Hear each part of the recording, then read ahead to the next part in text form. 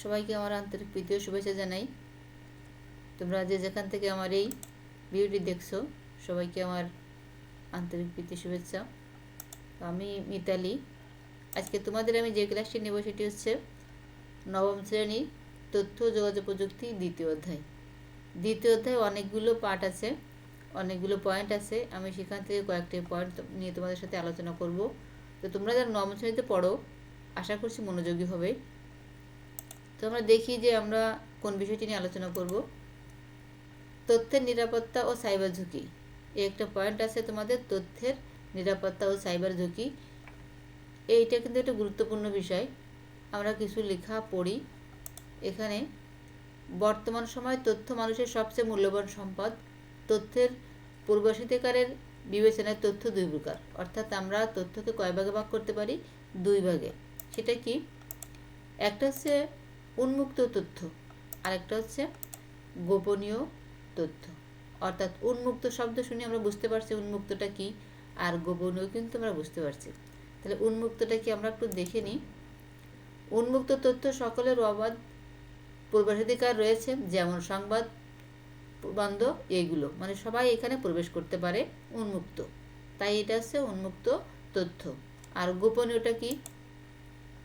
অন্যদিকে গোপনীয় তথ্য অনুমোদিত ব্যক্তি বা সংস্থার মধ্যে সীমাবদ্ধ এবং আইনি বাধ্যবাধকতা দ্বারা সুরক্ষিত, যেমন বাণিজ্য চুক্তি, পাসওয়ার্ড ইত্যাদি। অর্থাৎ আমরা যদি বাণিজ্য চুক্তি করি সেটা কিন্তু সবাই জানবে না, সবাইকে জানাইও এগুলো করা যায় না। আবার পাসওয়ার্ড, তোমার ব্যক্তিগত পাসওয়ার্ড তুমি কাউকে কিন্তু দেবে না, এটা সবসময় গোপনীয় থাকে। তাহলে তথ্য আমরা কয় ভাগে পেয়েছি? দুই ভাগে, উন্মুক্ত তথ্য আর একটা হচ্ছে গোপনীয় তথ্য। তো তথ্য সম্পর্কে আমরা আরেকটু কথা বলি, সেগুলো হচ্ছে কি? চতুর্থ শিল্প বিপ্লবের এই যুগে আমাদের বিভিন্ন প্রয়োজনে ব্যক্তিগত তথ্য প্রদানের মাধ্যম হিসেবে ডিজিটাল প্রযুক্তি ব্যবহার করতে হয়। এখানে বাইনারি আকারে ডেটা প্রক্রিয়াকরণ, সংরক্ষণ এবং প্রেরণ করতে হয়। অর্থাৎ আমাদের যে তথ্যগুলো আছে সেগুলো আমরা কিসের মাধ্যমে প্রকাশ করি? সেগুলো ডেটা প্রক্রিয়াকরণ, সংরক্ষণ এবং এই বাইনারি আকারে কিন্তু আমরা প্রেরণ করতে পারি। অর্থাৎ কম্পিউটার কিন্তু আমাদের বাইনারি আকার ছাড়া কিন্তু কিছু বোঝে না, শূন্য এবং এক ছাড়া কিন্তু ও কিছু বোঝে না। এই কোডের মাধ্যমে কিন্তু আমাদের সব কথা, আমরা যে কথা বলি সেগুলো কিন্তু ও শূন্য আর একের মাধ্যমেই বোঝে। এটাকে বাইনারি বলা হয়, বাইনারি সংখ্যার মাধ্যমে আমাদের কম্পিউটার বোঝে। ডিজিটাল প্রযুক্তি এই প্রসারের ফলে বিভিন্ন ধরনের সাইবার অপরাধের মাধ্যমে তথ্য নিরাপত্তার ঝুঁকিতে পড়ে মানুষ প্রতারণার শিকার হচ্ছে। অর্থাৎ আমাদের যে তথ্যগুলো আছে এখন মানুষ কিন্তু অনেক প্রতারণার শিকার হয়। কারণ কিছু অপরাধী মানুষ আছে যেগুলো এই তথ্যগুলোকে বিভিন্ন সময় নষ্ট করে, হ্যাক করে, অনেক কিছু আছে, যার কারণে মানুষ এখন স্বাভাবিক অবস্থায় তথ্য দেয়া নেয় এগুলো করতে পারে না। এরা সবসময় প্রতারণার শিকার হতে আছে। সাইবার জগৎ হলো একটি ডিজিটাল স্থান যেখানে মানুষ একে অপরের সাথে ইন্টারনেটের মাধ্যমে যোগাযোগ করতে পারে এবং তথ্য পেতে পারে। অর্থাৎ এখানে আমরা এখন কি করি? তথ্য একজনের কাছে দেয় আর ওদের কাছ থেকে নেয়। এগুলো হচ্ছে ইন্টারনেটের মাধ্যমে এই যোগাযোগ আমরা সবসময়ের জন্য করে থাকি। এটি বাহ্যিক জগতের সমান্তরাল এমন একটি জগৎ যা ইন্টারনেট, ডেটা, কোড দ্বারা গঠিত। সাইবার জগৎ ক্রমবর্ধমান এবং বিকশিত হচ্ছে এবং এটি আমাদের জীবনে একটি অপরিহার্য অংশ হয়ে উঠেছে। অর্থাৎ এই যে মানে কি তথ্যগুলো আমাদের কাছে কি হয়েছে? এক অপরিহার্য অংশ। অর্থাৎ আমরা কিন্তু সবসময় তথ্য দেয়া নেওয়া করি, একজনের সাথে একজন কথা বলি ইন্টারনেটের মাধ্যমে। কিন্তু এই তথ্যগুলো আমাদের কি করে? কিছু কিছু মানুষ এই তথ্যের বিকৃতি বা তথ্যগুলো চুরি করা বা এইগুলোর কোনো নিরাপত্তা থাকে না। তাই আমাদের সবসময় সতর্ক থাকতে হবে, তথ্য দেওয়ানোর সময় সবসময় আমরা সতর্ক থাকব। এবার আমরা দেখি একটা পয়েন্ট আছে এখানে, সাইবার অপরাধ। আমরা কিন্তু প্রথমে দেখেছিলাম তথ্যের নিরাপত্তা ও সাইবার অপরাধ। তা তথ্যের নিরাপত্তা সম্পর্কে আমরা কিছু বুঝলাম। এবার সাইবার অপরাধ। সাইবার অপরাধটা কি?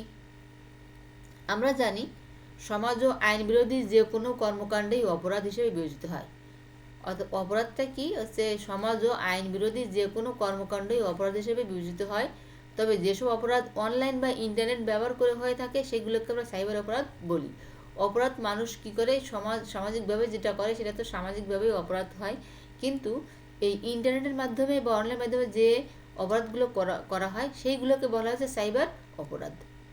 এবার দেখি আমরা কিছু সাইবার অপরাধের কথা আমরা এখানে দেখব। দেখো, প্রথমটা আছে হ্যাকিং। এই শব্দটা তোমরা শুনেছো, হ্যাকিং। পরেরটা আছে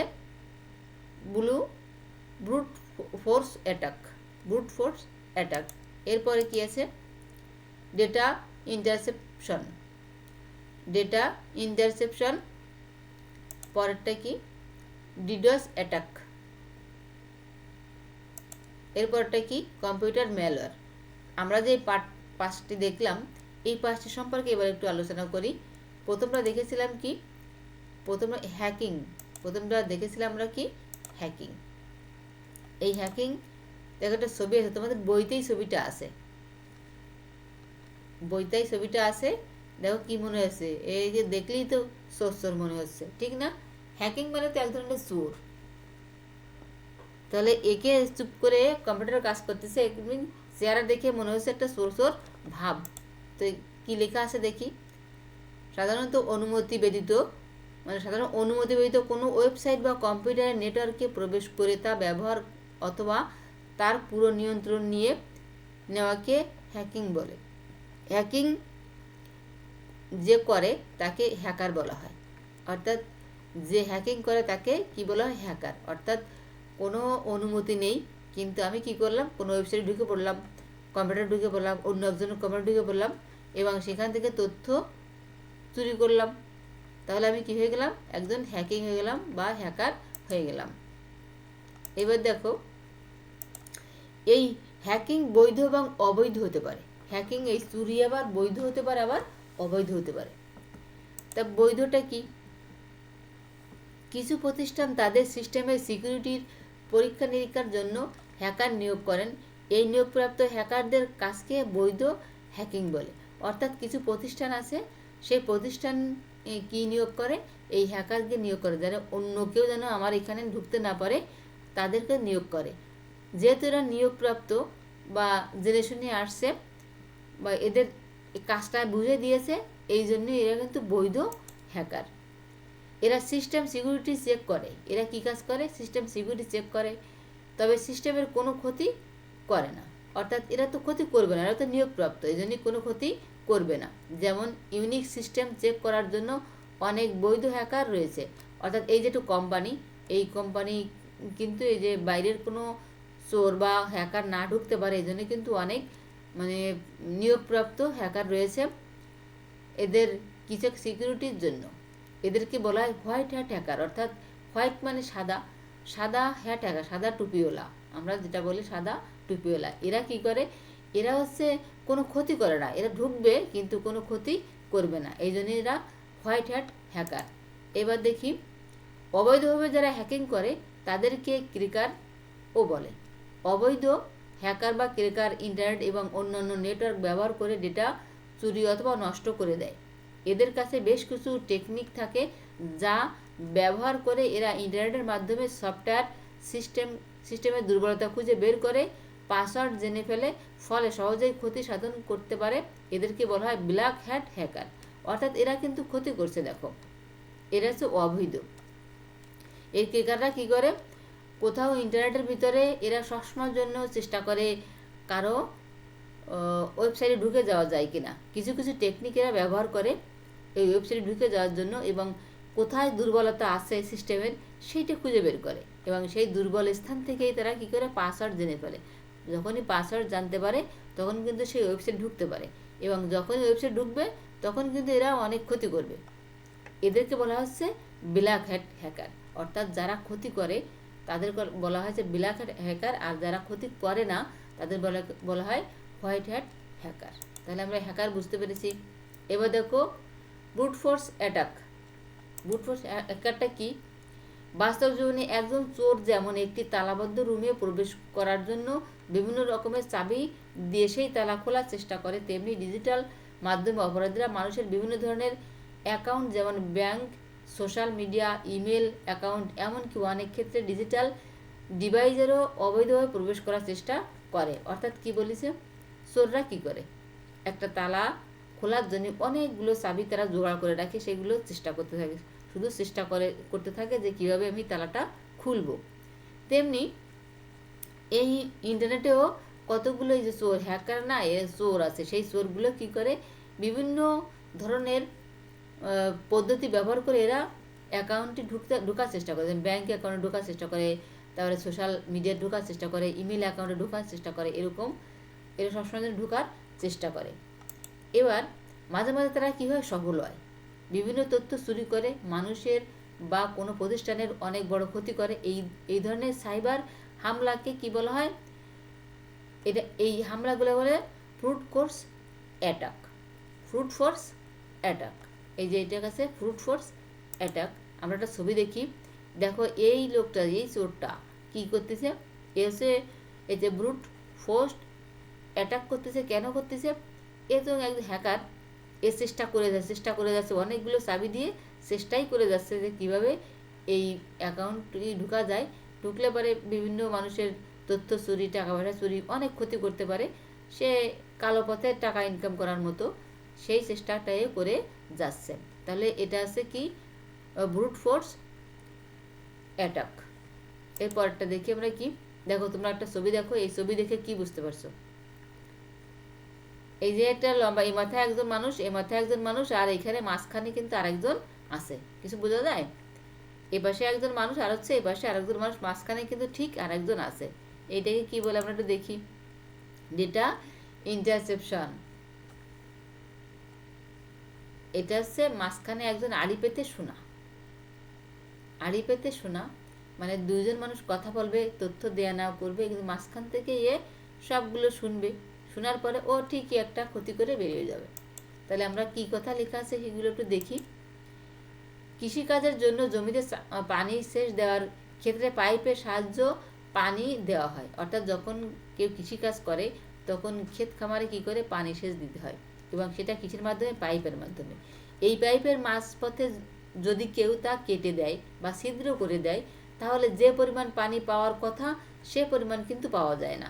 অর্থাৎ মাঝখানে যদি এ মাথা থেকে এ মাথায় পানি যাবে, কিন্তু মাঝখানে যদি কেউ কেটে দেয় অথবা ছিদ্র করে, তাহলে পানি তো সেই দিকে চলে যাবে। তাহলে যে পরিমাণ পাওয়ার কথা সে পরিমাণ কিন্তু আমরা সে পানিটা পাবো না। ঠিক এইভাবে ডিজিটাল মাধ্যমে তথ্য আদান প্রদানের সময় প্রাপক এবং প্রেরকের মধ্যবর্তী কেউ তা আড়ি পেতে চুরি করতে পারে। মানে এইবার কি বলিছে, এই ডিজিটাল মাধ্যমে একজন আদান প্রদান করে, যারা একজন কেউ বলে কেউ শোনে, তাকেই তো বলে আদান প্রদান। এই কথাগুলোর মধ্যে মাঝখান থেকে কি করবে, একজন ঢুকে পড়বে, সে চুরি করবে। আমরা যে ছবিটা দেখলাম, এই যে চুরি হবার প্রক্রিয়া, এটাকে বলে ইন্টারসেপশন নামে পরিচিত। আমরা হচ্ছে এরপর একটু দেখি। সুতরাং ডেটার গোপনীয়তা রক্ষা বা সিকিউরিটির জন্য এটাকে কি করতে হবে, এনক্রিপ্ট করতে হবে। অর্থাৎ এনক্রিপ্ট হলো মেসেজ, ডেটা বা তথ্যকে এনকোড করার এমন একটি প্রক্রিয়া যা অনুমোদনহীন কেউ পড়তে বা বুঝতে পারবে না। অর্থাৎ আমরা সবসময় সিকিউরিটি ব্যবহার করব, কি বলে, টু অথেন্টিক বা টু ভেরিফিকেশন করা যায়। যদি এটা করা হয় তাহলে কিন্তু অন্যরা আমাদের কোনো তথ্য নিতে পারবে না বা কোনো হ্যাকিং করতে পারবে না। অর্থাৎ তোমার কোনো ওয়েবসাইটে ঢুকতে চায়, তাহলে একটা মেসেজ যাবে, এই যে মেসেজ বা কোড যাবে, সেই কোডটা কিন্তু এরা বুঝতে পারবে না, পড়তে পারবে না, তখন আর কেউ এই তোমার ডাটা চুরি করতে পারবে না, কোনো তথ্য কিন্তু চুরি করতে পারবে না। তাহলে আমাদের কী করতে হবে, সবসময় সতর্ক থাকতে হবে আমাদের, যাতে এই হ্যাকাররা আমাদের এই ক্ষতি করতে না পারে সেই চেষ্টা কিন্তু করতে হবে। সাইবার অপরাধ থেকে আমাদের চেষ্টা করতে হবে সবসময়। এরপরটা দেখি ডিডোস অ্যাটাক। ডিডোসটা কি, দেখো এখানে ছবিতে আমরা অনেক কিন্তু বুঝতে পারি, ছবি কিন্তু দেওয়া আছে, তোমাদের বইতে ছবিগুলো দেওয়া আছে। ডিডোসটা কি, দেখো একটা মাত্র সার্ভার, মানে একটা সার্ভার, এখান থেকে কতগুলো লাইন যাচ্ছে, সার্ভার দিকে চলে যাচ্ছে। এখন আমরা একটু চিন্তা করলে এই ছবি থেকেও কিন্তু বুঝতে পারবো। আবার কথাগুলো দেখি, কথাগুলো কি লেখা আছে। কোনো ব্যক্তি যখন টিভিতে সাক্ষাৎকার দেয়, তখন অনেকেই যদি একসাথে অনেকগুলো প্রশ্ন করে, তাহলে ওই ব্যক্তির পক্ষে কোনো নির্দিষ্ট বিষয়ে ভালোভাবে কথা বলা সম্ভব না। তুমি একা বসে আছো, 4-5 জন লোক তোমাকে যদি জিজ্ঞেস করে এটা কি, ওটা কি, ওটা কি, তাহলে তুমি কোন প্রশ্নের উত্তর দেবে? কারণ তিনি কোনটি রেখে কোনটির উত্তর দেবে তা বুঝতে পারে না। 4-5 জন যদি একজন লোককে জিজ্ঞেস করা হয় কোনো প্রশ্ন, তাহলে ও কোন প্রশ্ন থেকে কোন প্রশ্নের উত্তর দেবে এটা কিন্তু বোঝা যায় না, এবং ভালোভাবে কোনো উত্তর সে দিতে পারে না। ঠিক এইভাবে ডিজিটাল জগতে ডিডোস অ্যাটাক হলো একই সময় একাধিক ডিভাইস ব্যবহার করে একটি নির্দিষ্ট টার্গেটে আক্রমণ করা।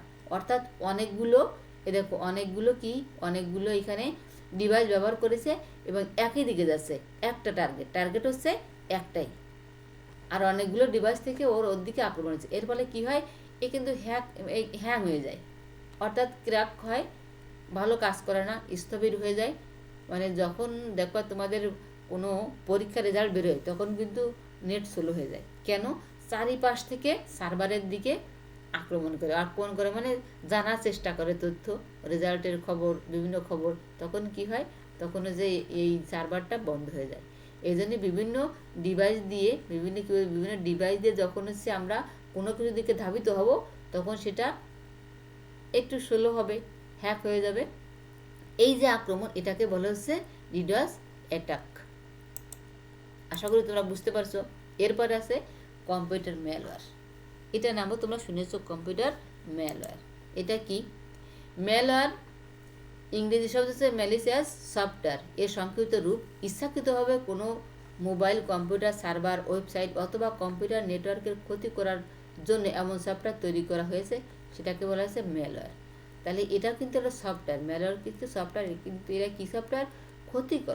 ক্ষতিকারক সফটওয়্যার হচ্ছে ম্যালিসিয়াস সফটওয়্যার থেকে এটা রূপান্তরিত, এটা হচ্ছে একটা ক্ষতিকারক সফটওয়্যার। ম্যালওয়্যার বিভিন্ন ধরনের হতে পারে, যেমন computer virus, worm, Trojan horse, spyware ইত্যাদি হচ্ছে এর প্রকারভেদ, মানে বিভিন্ন প্রকার আছে। তাহলে আমাদের যে সাইবার অপরাধগুলো আছে তার ভিতরে যে কম্পিউটার ম্যালওয়্যার, এটাও কিন্তু একটা, অর্থাৎ এটা কিন্তু একটা সফটওয়্যার। যারা সফটওয়্যার তৈরি করে তারা এই ভাইরাসটাও তৈরি করে, মানে ক্ষতি করার জন্য এটাও কিন্তু তৈরি করে। তাহলে আমরা আজকে কি দেখলাম? আজকে দেখলাম হচ্ছে তথ্যের নিরাপত্তা ও সাইবার অপরাধ। আশা করছি তোমরা বুঝতে পেরেছো। তো তোমরা বাড়িতে যে একটা কাজ করবা, সেটা কি? বাড়িতে বসে কী কাজটা করো, সাইবার অপরাধগুলোকে এই বইয়ের সাথে মিলিয়ে পড়বে। যে অপরাধগুলো আছে এগুলো কিন্তু তোমাদের জানা খুবই দরকার, কারণ তোমরা সবাই ইন্টারনেট ব্যবহার করো বা করছো বা করবে। এই জন্য তোমাদের অপরাধগুলো বা নিরাপত্তা রাখা যায় কী করে, তথ্য, এগুলো কিন্তু জানার প্রয়োজন। তাই বইয়ের সাথে তোমরা মিলাই কিন্তু পড়বে। আশা করছি আমার এই ক্লাসটা তোমরা বুঝতে পেরেছো এবং ধৈর্য সহকারে শুনেছো। তো সবাইকে আবারও ধন্যবাদ জানাই। তো পরবর্তী ক্লাস দেখার জন্য তোমাদের আমন্ত্রণ জানাই। সে পর্যন্ত তোমরা সবাই ভালো থাকো, সুস্থ থাকো। সবাইকে আবারও অনেক অনেক শুভেচ্ছা।